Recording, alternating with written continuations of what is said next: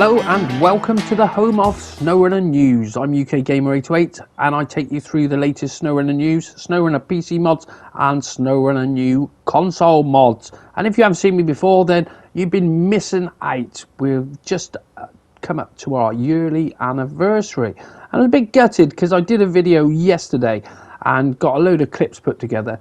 And before I could upload it, it got corrupted. Was not happy. Spent a lot of hours on that. So I'm back to square one on doing the anniversary video. Apologies on that. So I'm not sure how long that's going to take me as I'm quite busy in the week. But it is what it is. Now, what have we got going on for you? This week, I think Phase 4 is coming out. I'm pretty sure it's going to be, well, I'm hoping it'll be tomorrow, which is on the last day of the contract end for Snowrunner, basically, as they've got a contract with Focus to do 12 months, and they've done the 12 months, but it looks like Season 2 is in the pipeline, as there's quite a bit of data coming in to show that Season 2 is a thing. I'm going to say it now, it looks like it's a thing. There's lots of things going on, and it's going to happen. I'm pretty sure of that. If it doesn't, then I'll just call myself a twat and carry on. But I'm pretty sure it's going to be coming for Season 2. Now, the other thing what got brought up today from Saber and Focus was the availability of Snowrunner on Switch. Now, I'm not sure if it's going to have mods on that or anything at the moment, but it's going to be available on Switch on the 18th of May. So if you're waiting for that, you haven't got very long to wait. They are taking pre-orders, which they always like to take your money beforehand, don't they? So if you want to pre-order it, you can do. Right, next thing we're going to talk about today is we had the mod restrictions which were enabled when Phase 3 came in. Now, we were thinking that those restrictions would be lifted, and it appears they're not going to be lifted. Now, on the last couple of updates we got more, we got our restrictions eased a little bit more, where you could have more mods. Now, I was hoping that would be an ongoing thing, but it's not. So what the plan is, what's happened at the moment is they've optimized the game. So now that was in order to give us more mods in the game. So optimization is not going to be, well, they're not going to be able to optimize the game anymore to allow us to add mods. So what you've got is what you're stuck with, which is a little bit gutting, because it would have been nice to have at least 2 to 3 or maybe 4 or 5 big mods. But depending on your system requirements, this is how it's going to be. So if this bothers you, your best thing is to go out and buy yourself a Series X if you can get hold of one of the bloody things, because that one seems to be, you can have quite a few large mods on that, where you can have sort of 3 or 4. Now I'm on my PS5 and I still can't have many on that as well. So, which is a bit of a shame. So if you're waiting for the restrictions to be eased on Phase 4, they won't be. They're staying exactly the same, because they've already optimized the game to give us that little bit more RAM. There is no more available, which is a bit of a shame, but what can you do? Anyhow, so going on for the rest of this week, now I think it's going to be a pretty busy week with we're going to know about Season 2, which I'm pretty sure that's coming anyway. They should tell us that hopefully on Wednesday. They might even string that out for a few more days after.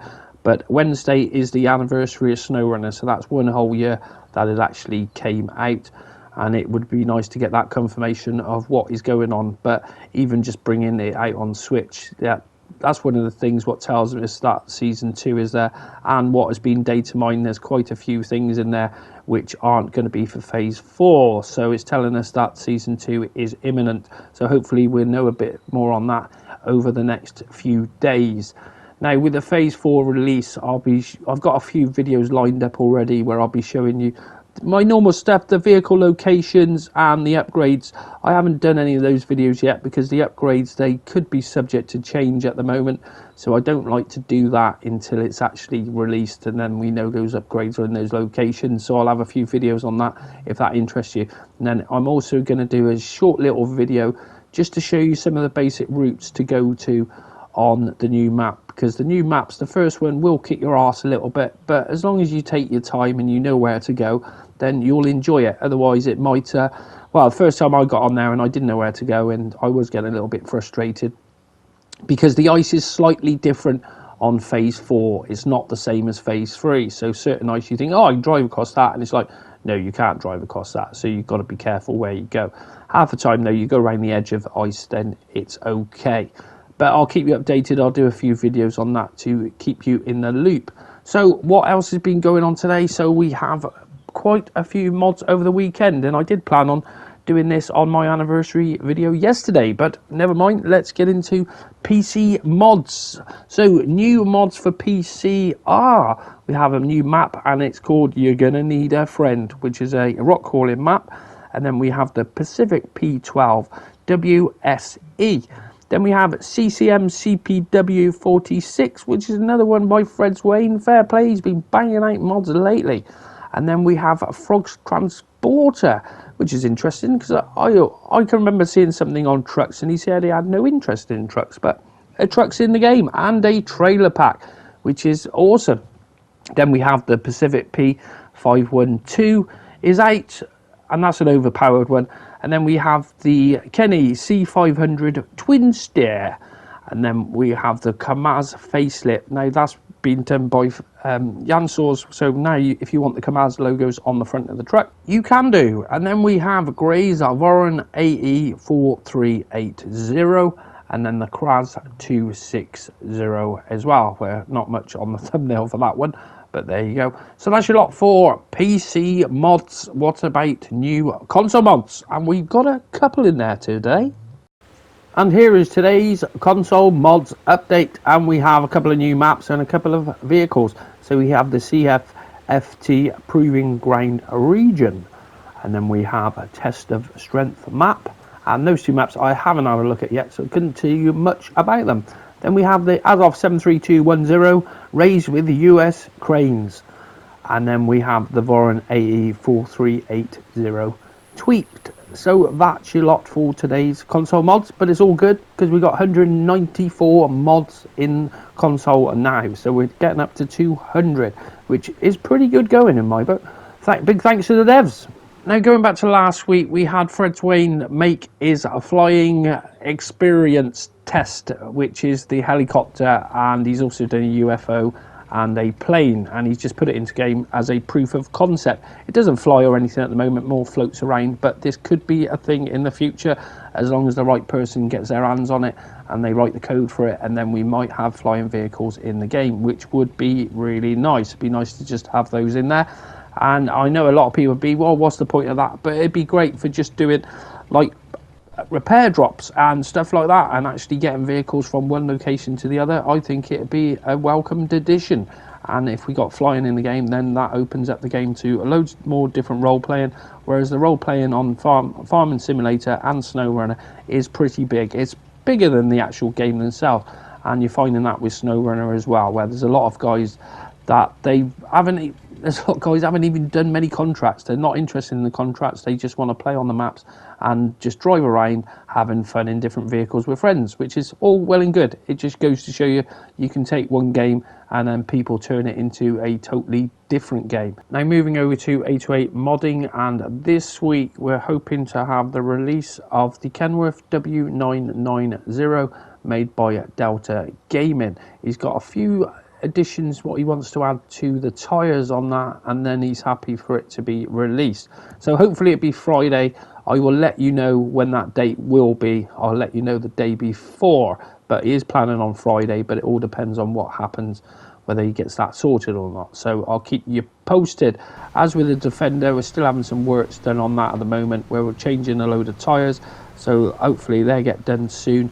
Now the Hummer at the moment, that is, I'm not sure when that's going to be released. I've had a few people saying about they'd like a soft top version of that, and at the moment the way the mod is made, that probably isn't going to be able to be having a soft top version on it.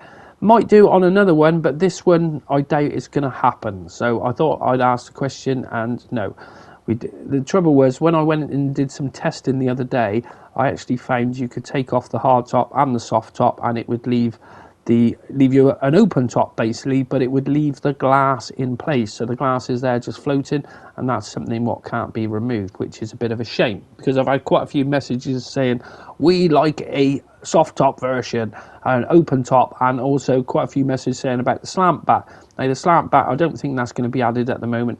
Well, the main problem is the quality of Iceberg mods. They're very high quality, and it is eating up a lot of memory. The textures are the main thing. As soon as we can get those textures so they look good and then it's not taking up so much memory, then we can start adding more add-ons and that sort of thing, because everything you add to the mod adds to more memory, and we know that's a little bit of an issue for console at the moment with the restrictions we have in place, but it is what it is.